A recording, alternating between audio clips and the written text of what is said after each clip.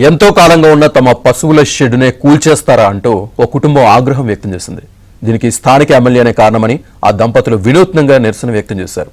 ఏకంగా ఆ MLA camp ఆఫీసులోకే గేదెలను తోలుకెళ్లిన ఘటన భూపాలపల్లిలో జరిగింది.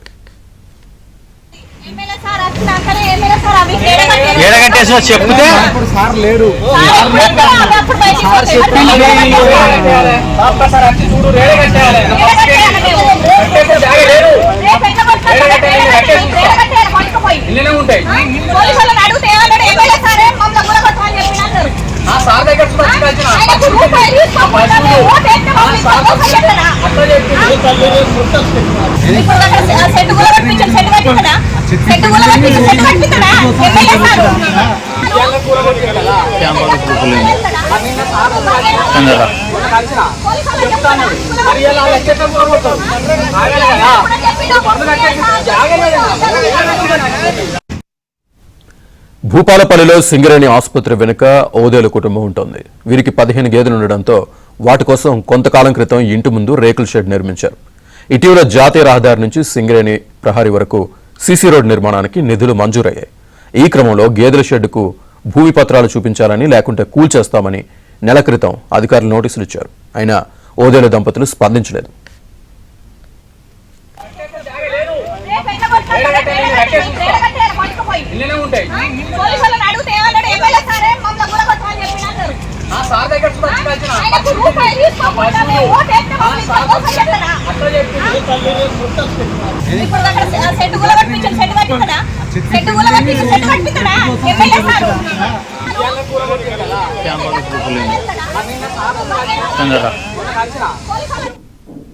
ఓదెల కుటుంబం నోటీసులకు స్పందించకపోవడంతో పోలీసుల సమక్షంలోని అధికారులు గేదెల షెడ్ను కూల్చేశారు.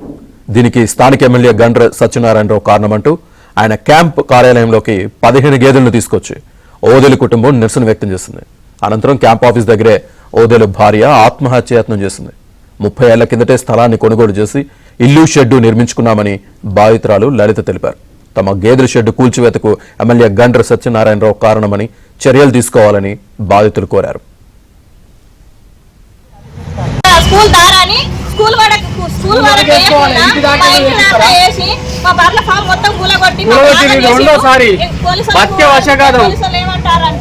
ఎమ్మెల్యే సారే మమ్మల్ని కులగొట్టమని చెప్పిండు, కమిషనర్ కూడా చెప్పిండు అని చెప్తారు. కమిషనర్ దగ్గరికి పోయినాం. కమిషనర్ దగ్గరికి పోతే షెడ్ మొత్తం కూలగొట్టిర్రు. నా బర్లకు నాకు అన్యాయం జరిగింది.